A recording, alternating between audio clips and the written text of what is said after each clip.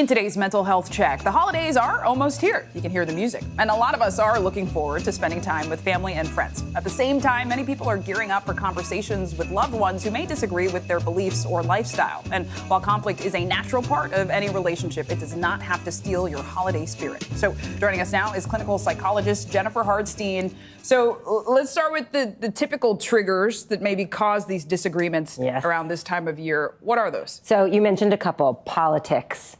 Parenting could cause a lot of that. Lifestyle choices, money, any of those kinds of things that somebody feels like they can give you an opinion on. So how, and I want to be mindful, right? Because conflict is not innately bad. No. But sometimes when you're eating your turkey, you just don't feel like fighting. Sure. Right? So how can we set some boundaries or parameters to avoid some of these disagreements? And I think it's so important to remember that conflict isn't always bad, but the holidays are a time where we're trying to have connection and care. So it's a great time to try and avoid some of that, right? So as I show up, maybe I come in and I have some prepared topics that I want to have so that we avoid the things that might be more problematic. Or I figure out how I'm going to just protect my own peace and I'm going to kind of take some breaths. Conflict speeds us up. How do I slow myself down? How do I stay grounded? And how do I know how to just walk away politely and end the conversation? I love that. And I love having prepared topics because so often we know what we don't want to talk about, but come with some things you do. Also, sometimes you're not the one with the conflict. Correct. Maybe you're in between and you're seeing your relatives bicker. How can you manage that?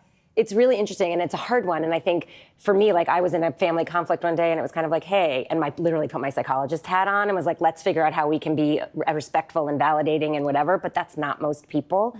So I think it is important to remember that how can you step out if it's not your fight? How can you maybe redirect the conversation to something that's maybe a little less loaded? Hey, maybe we don't talk about that right now. Can we focus on this instead?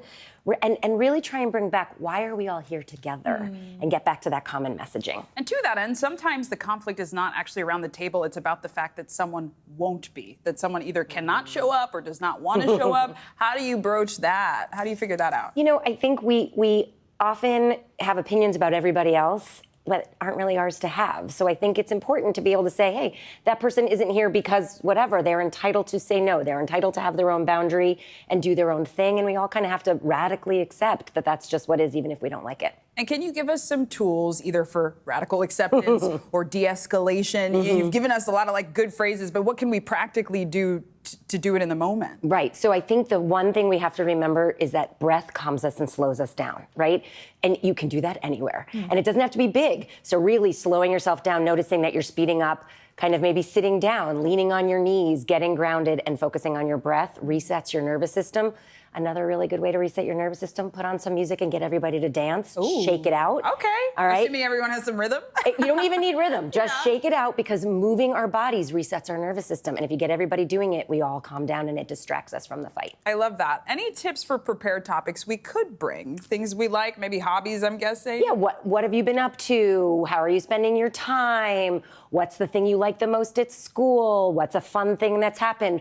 Maybe go get one of those fun games, that has fun questions and pull some of them out that can be interesting and entertaining conversation starters. Exactly. Yeah, I mean, I've always found it helpful before I enter a space to decide, what am I hoping to gain from this moment, from this gathering? I wonder, what's your sort of top takeaway for navigating conflict and difficulties during this time? Well, I think we want to remember that holidays are meant to be a time of connection and appreciation for one another. And if we can go back to that as our fundamental foundation, when you notice things start to get steamy, take a breath, remove yourself from the situation, reset, and come back with fresh eyes and a fresh attitude. And that can be really helpful because we want to be together instead of being apart. Put it in perspective. So good. Jen Hartstein, happy holidays. And to you.